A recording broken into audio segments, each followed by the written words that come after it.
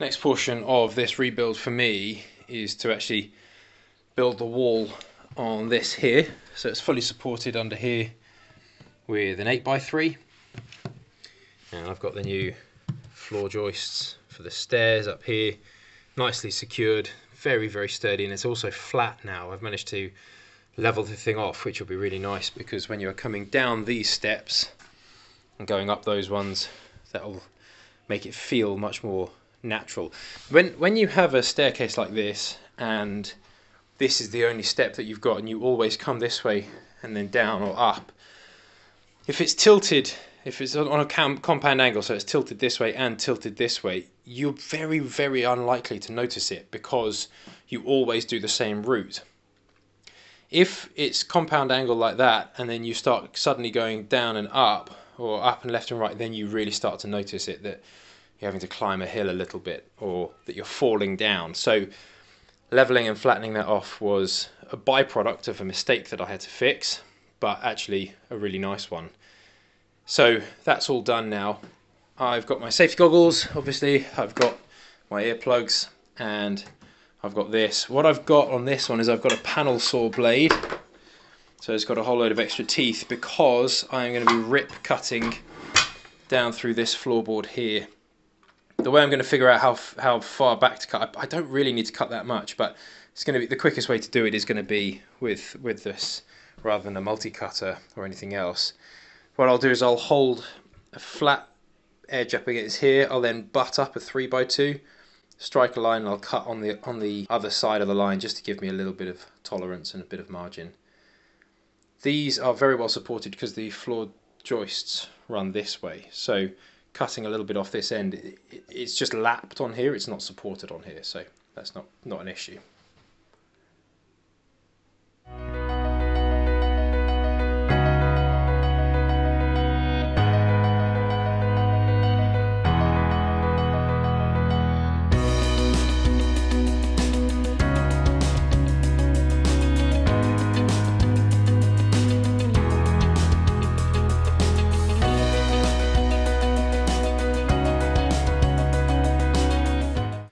So this is all trimmed back now.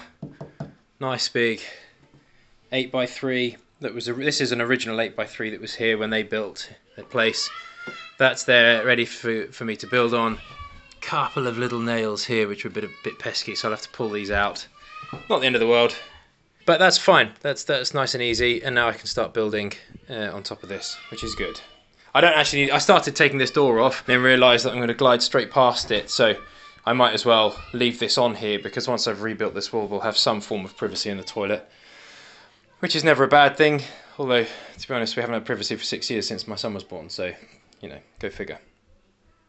A couple of little bits now that I need to get rid of. This pipe, which was cut, that travels the whole way up here and across. So just for cleanliness, I'm going to take that out now. These cables here, I'm going to take out as well. So yeah, just a few more bits to tidy up.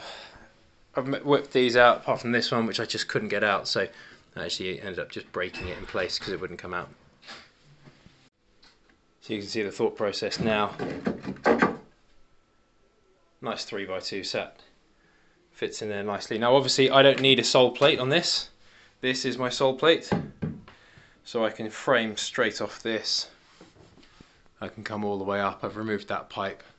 You take that little piece of polystyrene out, that's fine. What I'm going to do is I'm going to remove these two laths here and a bit of the plaster, and I'm going to fix up into these ceiling joists here. So I will have a header plate running across the top here, and that will fix up into these.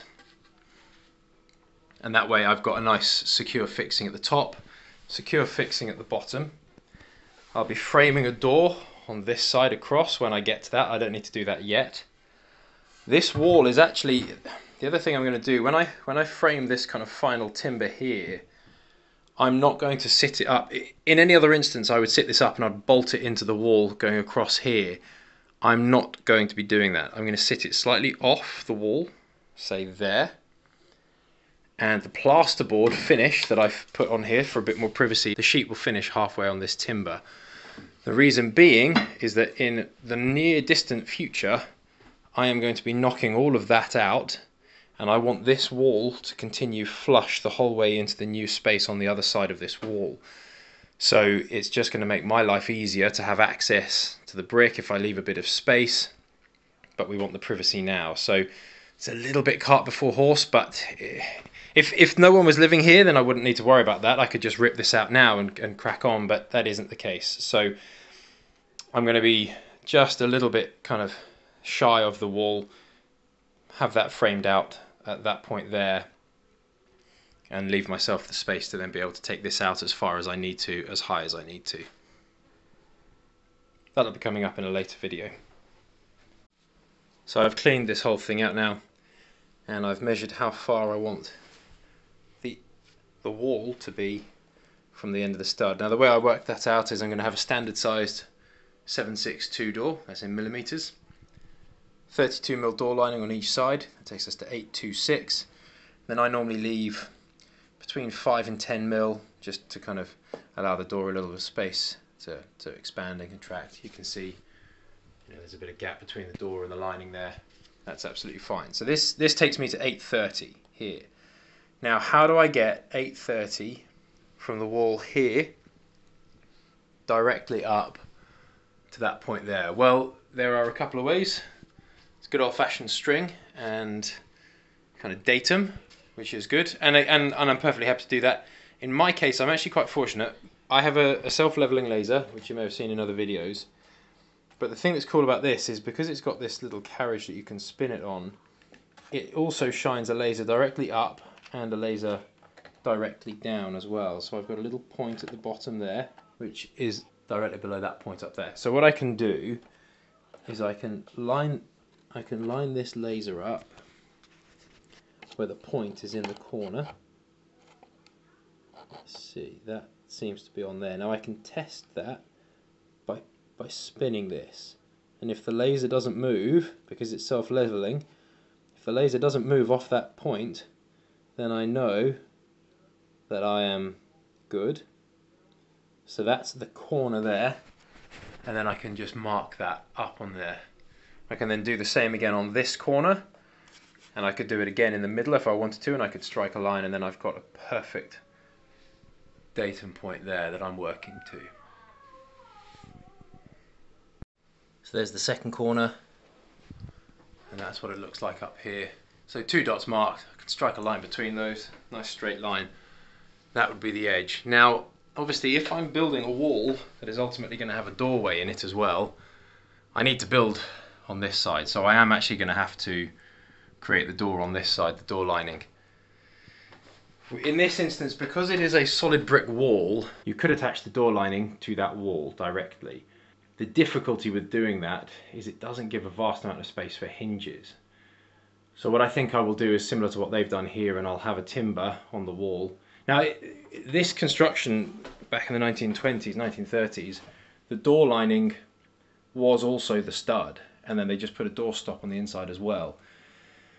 That's not what I'm going to be doing here. I've got a whole load of 3x2s here, so I will probably attach a timber to the wall, and then the door lining will sit on that as well. Because of that, this end of the door lining is going to be moving over for the thickness of the 3x2.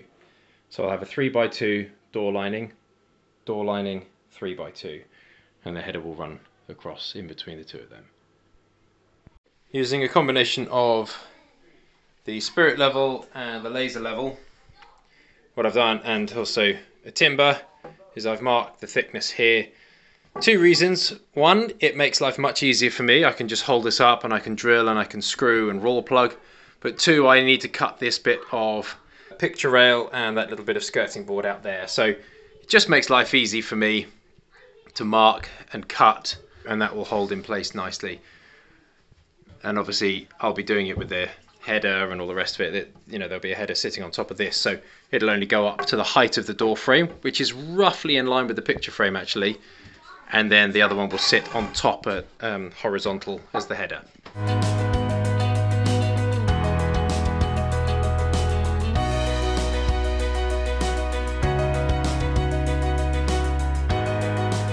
Chopped out the bottom there, chopped out the top there. Right, for those of you who find it easier to see visually rather than me just talking about it, I've just done some quick numbers that I'm going to talk you through here. You've got the width of the door, 762. I'm in the UK, so this is all in millimeters. It's metric. I mean, in the US, or even actually in Imperial, we used to use Imperial also to be a 2'3" door or a 2'6" door, whatever it was. But I just work in metric because I prefer it. 762 by 1981. That's the height of the door.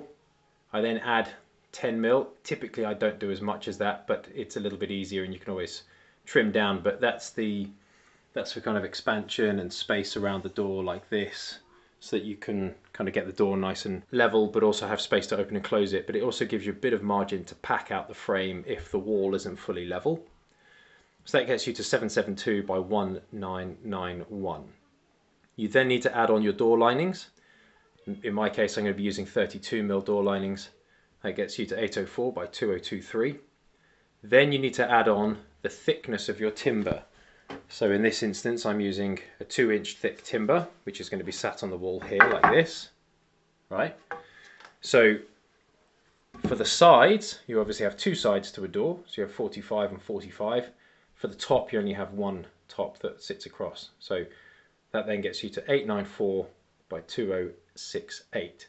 That is the total dimensions of the frame that you will have ended up building. So that's the total width that you need by the total height that you need. So what I can do, because it's quite handy for me, I have a wall here and I have this timber here, although it's going to be removed.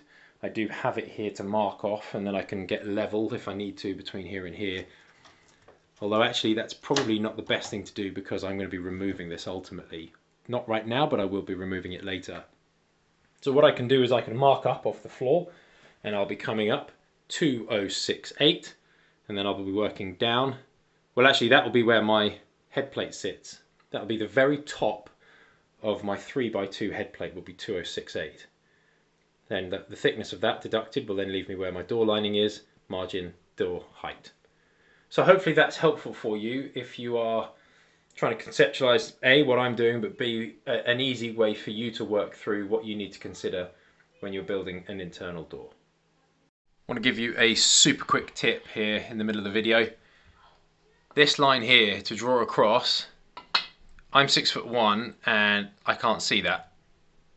I can see that there. So you can either use your level, take your dot and use your level, get it dead level and then draw across, or another way that you can do this is you can do it holding it this way. If you look up here, I don't know if the camera shows it, but I can see the reflection of the bubble here. And the reflection of the bubble is as accurate as the bubble itself. So again, I can make sure that I get this nice and level on here. I can see the reflection of the bubble and I can draw that line. Two different ways to get a straight line if you've got a tight space or it's too high. A little bit of dust and destruction later. I now have clear space. I've removed all the laths. These laths actually weren't in place, and then these ones were, so that's why I've had to clear these ones, and then there were just a few little snippy bits on the edges that I've just cleaned up, so that's why there's less mess here and then loads of mess there. But it gives me a nice clear visual now of the rafters, the ceiling rafters that I'm going to be connecting my header plate into. So travelling straight up from there, I think I've probably got to take off that last lath there, and then I'll have plenty of access and space to be able to run the header. One thing you will notice that I have missed here by accident, complete mistake, is another door lining here on the width. Obviously you have a door lining on the left and a door lining on the right, the same way that you have a framing timber on the left and the right. So this whole thing needs to have 32 added to it, 32 mil. Mathematicians among you will know that is 926. 894 plus 32 is 926. So that's the total width. So I have one timber going up. That's nice, isn't it? Come on, you can admit it. That's dead plumb, that is. Dead plumb. Obviously, so that's good, that goes up to there. Now what I'm going to do is I've got my door framer here. I don't really know, is there a proper term for that? The one that I'm going to be using for the door frame, and that's going to go from here and it's going to sit across. There'll be a header that sits across. Now what I'm hoping to do actually is to reuse this pane of glass here. I don't think that should be an issue. This is non-structural, but it would be nice to be able to allow light in and out, because it is quite a bright bathroom on the other side. We've got a nice big window there, so I like light, as you might have been able to tell from the rest of this project. So yeah, I'm going to get this in and then I'm going to leave it. I'll put the header on and then I'm going to leave it, because I want to see if I can reuse that pane of glass, if I can carefully dismantle it and then frame it in here. That's that on there, nice and tight to my pencil line, which means I haven't actually tested this yet, but it should mean that when I stick this on, I pull that down, that's nice and tight on there. That's nice, isn't it? Let's see. Oh look. Look at that, boys and girls. Dead level. What do you know? Right, I'll fix that in. That's that. And then I can carry on framing out this wall across here. Headers across. I've also put an additional one up here. Again, they're bolted in. I actually had to slide this over. I don't know how. When I lined it up, I think my line, the timber either slipped or the thing wasn't straight. Anyway, I've slid it all over because now it's dead straight and level the whole way across. And this is wonderfully square, which is really nice. That's really good. So now I can carry on, and then I'll get some noggins in and this will pretty much be done. So where I have worked out my 400 centres, here, here and here, this being the last one then means obviously it'd be nice to have had one there, but I'm not going to. So what I'll probably do is I'll probably finish the plasterboard halfway on that piece, so you've still got a little bit of modesty, leave this open, and then I can carry on the other side of this. That's my current thinking. I'm going to stop and have some lunch now, and then I might rethink it after I've had some food, because that always helps me. But that's the current thinking.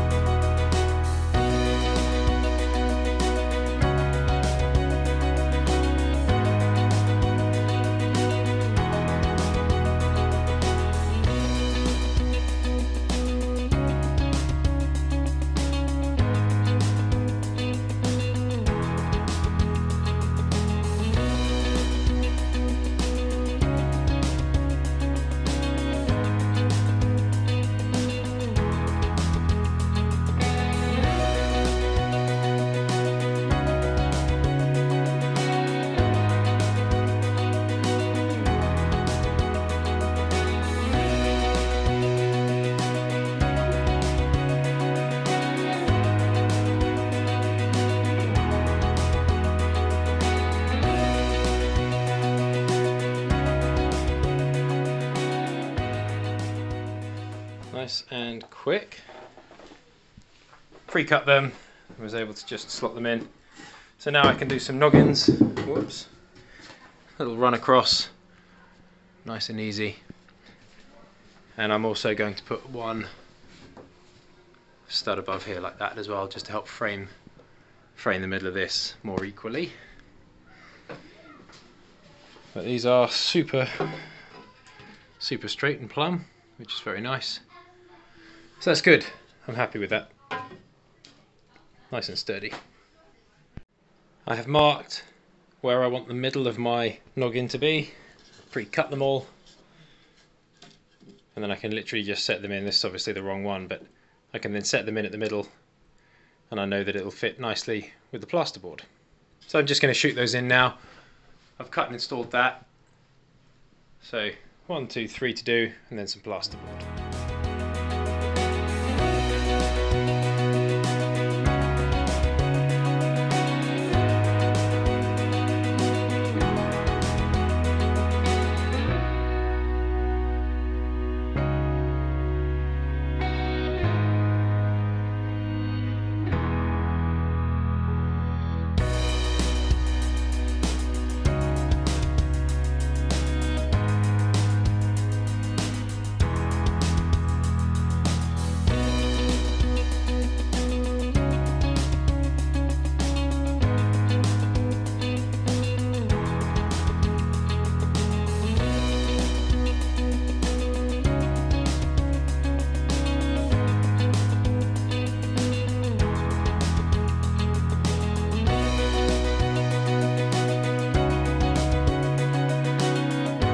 this area here is a bit of a fan-dangled shape because I'm plasterboarding up to this and it's a triangle.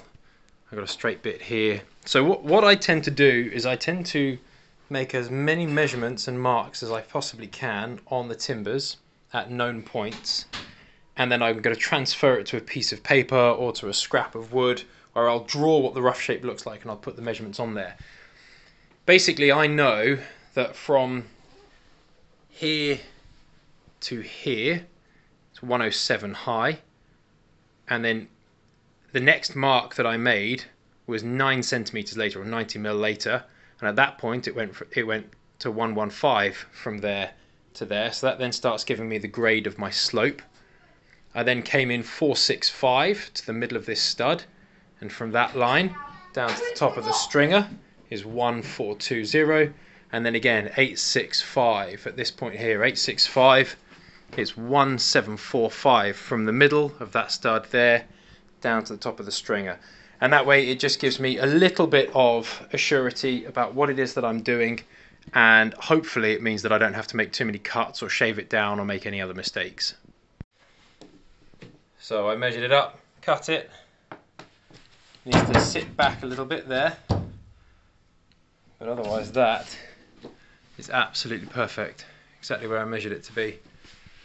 Nice and flush in line there. So that worked nicely, didn't it? Happy with that.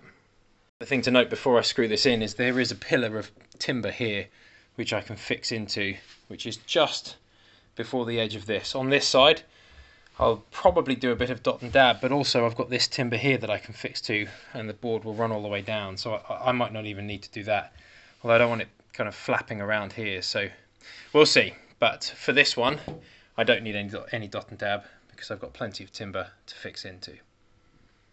It's getting pretty late in the afternoon now and it's a Sunday, so I'm probably going to be wrapping this up fairly soon. I haven't actually finished though because I'm pretty much out of plasterboard, and I've got a delivery of the stuff coming tomorrow, so I'll have to finish this off in the evening. I've put a modesty strip in there.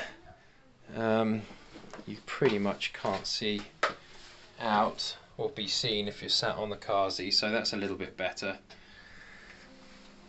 But I do have more sheets of this stuff coming. I've deliberately stepped this in here, A, because this was where the break in the sheet was, but secondly because I'm not entirely sure what I'm going to do about plasterboarding around there, simply because I want to put that glass panel that's in that space, I want to put that in here, and I need to spend a bit of time looking at the framing of that and how it sits in there and all the rest of that. So I've got some bits that I can put across the top, that's fine. I've got little offcuts that I can slot in there, and I do have little bits that I can panel up in there, that's fine. So we'll see. Almost done. A little wrap up to this video. I've filled in this strip as I mentioned, and I've picked up a cold in the last couple of days, so go figure. There's a bit up there that I don't need to worry about, that's fine. I've put an additional one in here that bridges across just a little bit further.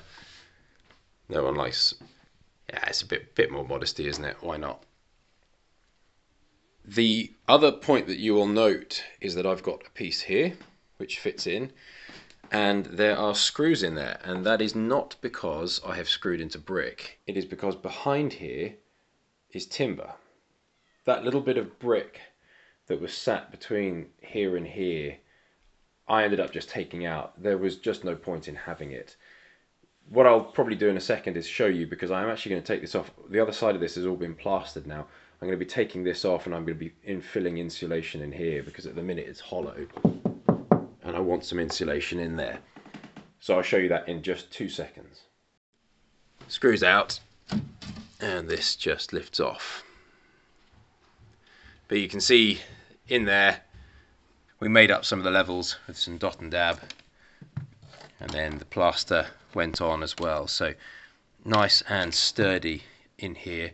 What I'm going to do now is effectively just pack it with insulation, and I will put this piece of plasterboard back on. But this was where the old brick was, and yeah, got some nice, these were very tight. I made sure that those were really cinched up under here, supporting that.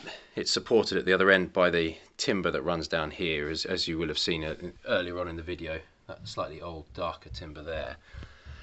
So once we've done some insulation behind there, I can stick this board back on it, and that's that done, up until the point that this wall here will just carry on flush the whole way across and up into this space here. And that's pretty much it. That's this video wrapped up. So I'm going to get the insulation on, I'll show you what it looks like, and then I'm going to wrap this up. Fully insulated, doubled over, still a little bit of kind of smush space, I suppose. This thing goes on here like that, screws go back on, and Robert is your mother's brother. And that's a wrap on this video. This was the rebuild for the mistake that I made. If you haven't seen the video where I explain about why I had to do this, then I will post a link to that up here. Please do go and check that out. Hopefully you found this helpful, you know, especially some of this stuff here, the maths around what's needed and how it works and how it helps. I really hope that has helped you, because it helps me conceptualize it. If you have found this helpful, if you have found this enjoyable, please do like, comment, subscribe and share, all of those good things, and I will see you on the next video.